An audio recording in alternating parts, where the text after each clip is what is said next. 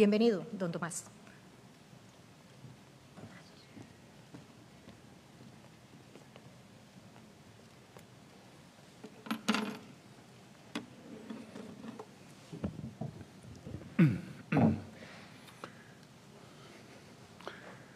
Señor Marco Zúñiga, presidente de la Junta Directiva del Colegio Federado de Ingenieros y Arquitectos. Señoras y señores integrantes de los diversos colegios que precisamente conforman al citado Colegio Federado de Ingenieros y Arquitectos. Invitados e invitadas especiales y muy especialmente al público que hoy nos acompaña, tengan todas y todos muy buenas tardes. Existe un paradigma intelectivo que se aplica desde la Grecia clásica cuando se ha creado el fenómeno de la historia, palabra que precisamente viene del griego antiguo historia, que significa lo que pasó o lo que ha pasado, en el que se nos dice, según sus tres creadores, Jenofonte, Tucídides y Heródoto, ningún acto humano nace de la nada. Ningún elemento es producto de lo fortuito y nada, por supuesto, es una circunstancia que pueda considerarse que ha nacido sin un fundamento que lo explique, lo fundamente y lo sustente. Y ese paradigma, señoras y señores, es el que por antonomasia se cumple precisamente con la historia del Colegio Federado de Ingenieros y Arquitectos, pues sus orígenes tienen una serie de elementos, acontecimientos, personajes, fechas y demás figuras afines que vamos a exponer en esta disertación para conocimiento de todo el estimable público que hoy nos acompaña. Desde su origen como especie, los seres humanos han tenido la peculiaridad de querer modificar el entorno en el que han nacido. Claramente, cuando nosotros hacemos investigación arqueológica o investigación antropológica, nos damos cuenta de que los antepasados de nuestra especie lo que hicieron fue vivir primero en elementos naturales que poco a poco fueron cambiando para adaptarlos para tres elementos. Uno primero, supervivencia. Uno segundo, desarrollo. Y uno tercero, cuando se lograban los dos primeros, confort. Y es así como vemos que tras de ese tránsito histórico más o menos del 15.000 al 10.000 antes de Cristo, empiezan a surgir las primeras aldeas, esto llevará a las tribus, esto llevará a los pueblos, esto llevará a las ciudades y esto finalmente llevará a las civilizaciones. Y Oriente precisamente tendrá el honor histórico, arqueológico y antropológico de tener a las 7 primeras figuras que en ese sentido se conocen: Sumeria, Babilonia, Mesopotamia, la India, Persia, Egipto y China. Ya cuando nosotros vemos ese modelo trasladado a Occidente, será la civilización griega la que precisamente nos indique que los primeros estudios que se hacen de manera, diríamos nosotros, analítica, racional y lógica sobre lo que debe ser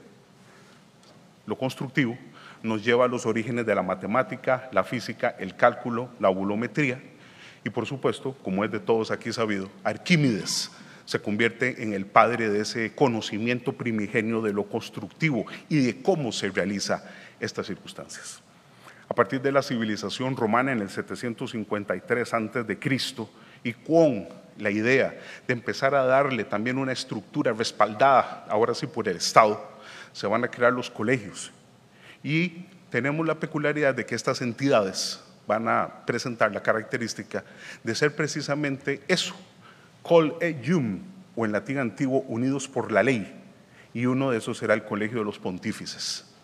Entidad que va a tener una peculiaridad, señoras y señores. Se le va a encargar, por un lado, ser los hacedores de las leyes y van a ser los creadores del derecho romano, pero lo más importante, de ahí el nombre pontífice, van a tener la circunstancia de ser los constructores de los puentes y en el antiguo esto se decía poten facere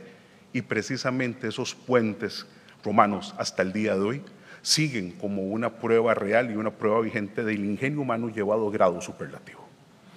Ya con la circunstancia de la caída del Imperio Romano en el 476 después de Cristo, el advenimiento del medioevo, estos colegios se convertirán en las franquicias y por supuesto en los gremios medievales de constructores y empezaremos a ver, ustedes lo saben muy bien, las catedrales, las basílicas, las parroquias, las iglesias y en general todas estas construcciones que simplemente representan lo mejor del portento humano en lo que a construcción se refiere en la Edad Media. Y ya en la Edad Moderna este fenómeno terminará con el surgimiento del Estado moderno a partir de 1453 y la creación de los colegios profesionales,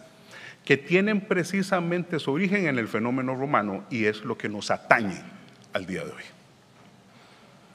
Circunscribiéndonos a nuestra patria, a nuestra amada Costa Rica, varios son los elementos precolombinos que pueden hacerse alusión, pero lo cierto es que, y estoy seguro que el estimable público aquí presente compartirá conmigo, la principal construcción de la época precolombina, nuestro ínclito monumento nacional de Guayabo, se erige en el más excelso ejemplo de nuestros antepasados aborígenes en esa idea de lo constructivo.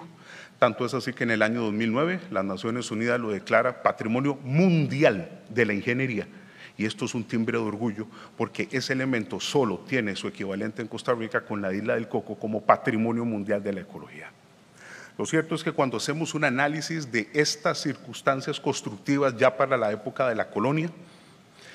véase qué curioso el hecho, romanos y ibéricos se unen para darle sustento a esa ciudad de los cuadrantes, que no era de todos los países europeos, sino que España lo había heredado precisamente de la Roma republicana,